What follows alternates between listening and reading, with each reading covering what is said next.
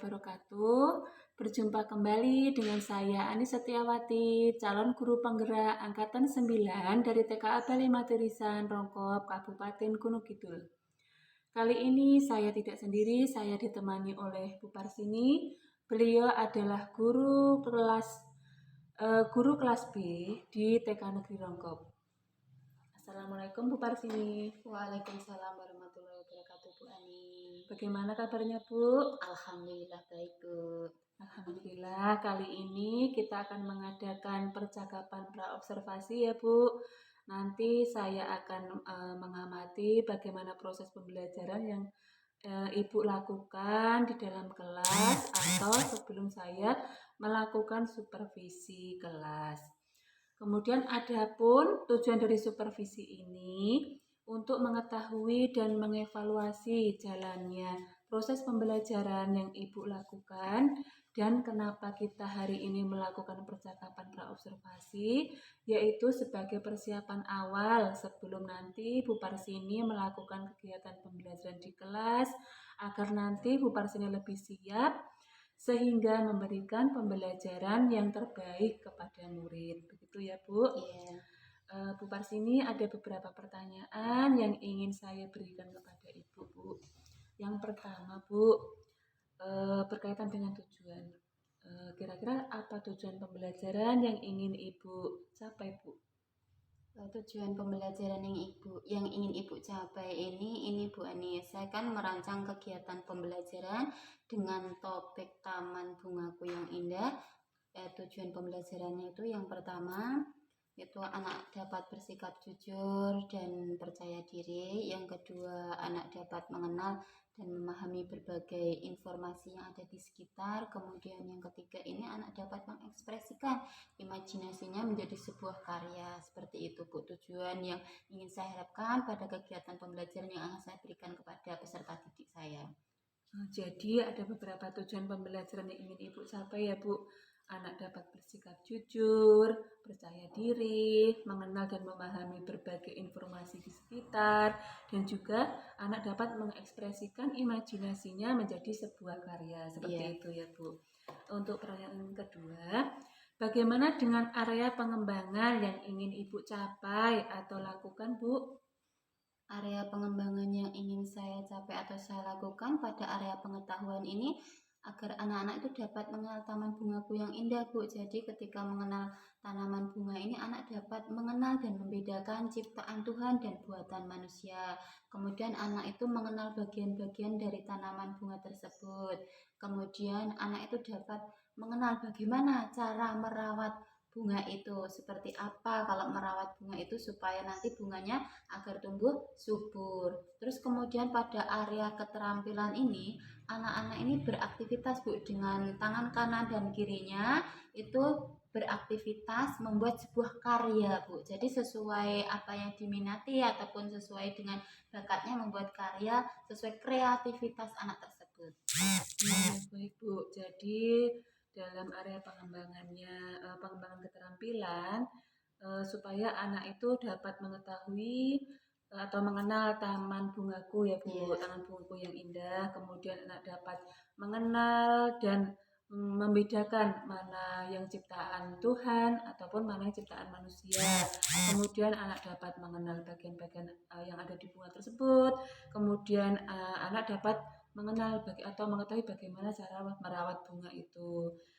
Untuk yang area pengembangan, Bu Parsini supaya anak dapat menggunakan tangan kanan dan kiri dalam beraktivitas untuk membuat sebuah karya seperti itu ya Bu. Ya, bagus Bu.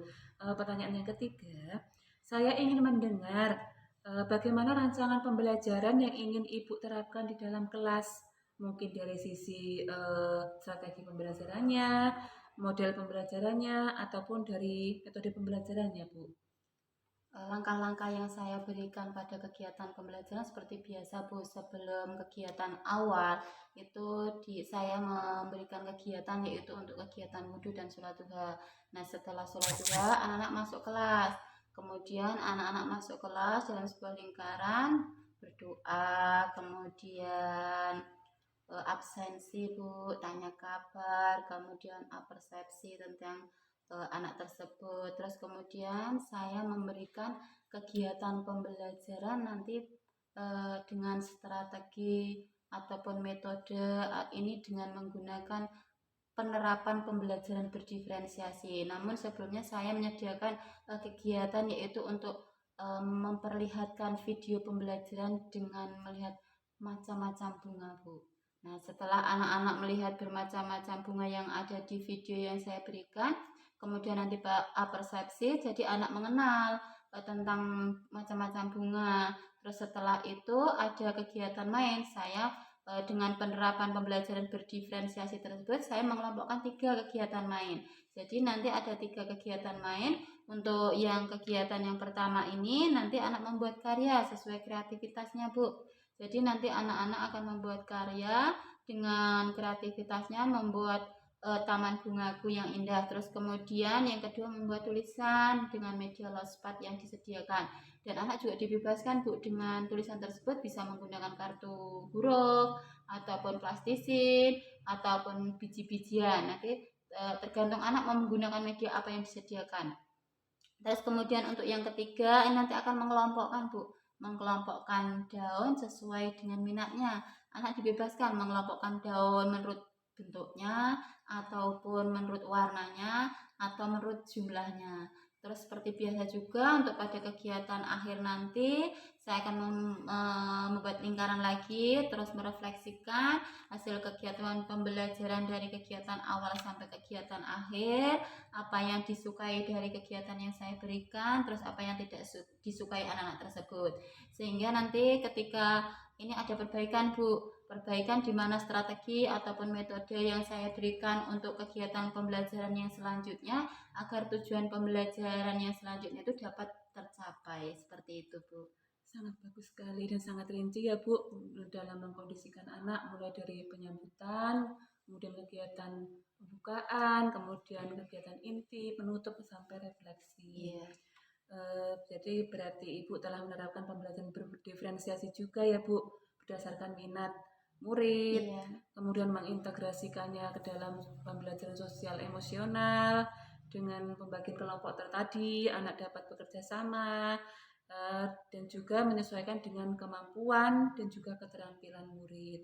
Bagus Bu. Selanjutnya ya Bu, pertanyaan keempat, bagaimana dengan media pembelajaran yang ingin Ibu gunakan di dalam kelas Bu?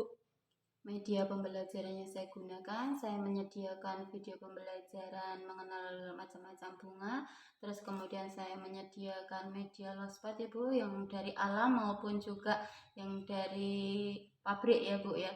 Tentunya saya tidak bisa menyediakan dengan sendiri, saya minta bantuan kepada rekan sejawat saya untuk membantu, untuk menyediakan media pembelajaran tersebut, untuk memfasilitasi anak didik saya sehingga pembelajaran nanti dapat tercapai dengan baik seperti itu, Bu. Ya, jadi dalam mempersiapkan media pembelajarannya, Bu Parsini menyediakan berbagai media yang berasal dari alam sekitar maupun dari pabrik dan juga Bu Parsini melakukan kolaborasi dengan rekan sejawat untuk mempersiapkan media pembelajaran yang akan digunakan untuk kegiatan besok. Seperti itu ya, Bu? Iya.